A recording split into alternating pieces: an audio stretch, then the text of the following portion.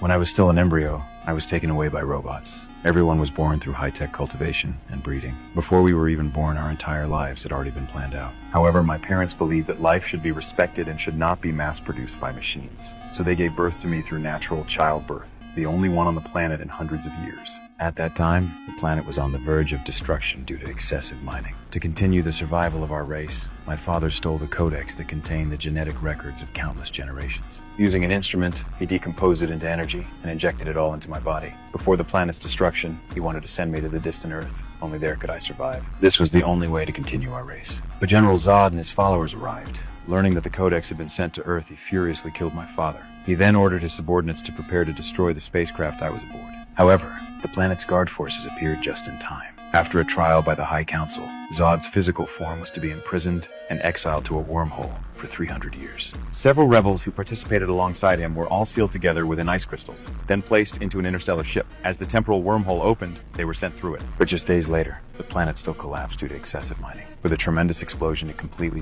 turned to dust in the universe. Fortunately, the spacecraft I was aboard safely reached Earth. I was adopted by a kind couple who raised me as their own son, naming me Clark. However, my childhood was filled with hardships. When I was 10 years old, the bloodline within me was suddenly activated. My eyes could see through everyone's bodies like x-rays, and my ears could hear any faint sound. Out of fear, I locked myself in my room. When a teacher tried to open the door to let me out, I unleashed laser vision. From that moment, everyone regarded me as a monster. When my mother learned of this, she rushed over and pulled me back from the abyss of despair. However, what no one expected was that I, this so-called monster, would soon save their lives. The next day, on the way to school, the school bus suddenly had a blowout that caused an accident.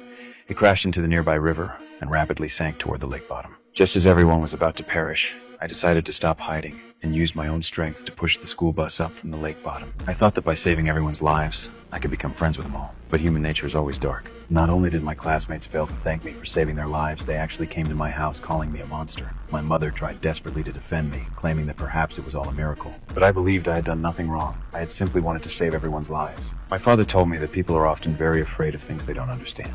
Under my persistent questioning, he opened the underground storage and revealed my origins. Years ago, he had discovered me in this alien spacecraft. On my body was shaped key, clearly not a product of Earth, just like myself. But they had always treated me as their own son and provided me with proper guidance. He firmly believed that in the near future I would surely save the entire world. In order to continue living with them, I followed my father's advice and began hiding my superpowers. I thought I could spend this life happily with my family, but disaster struck soon after.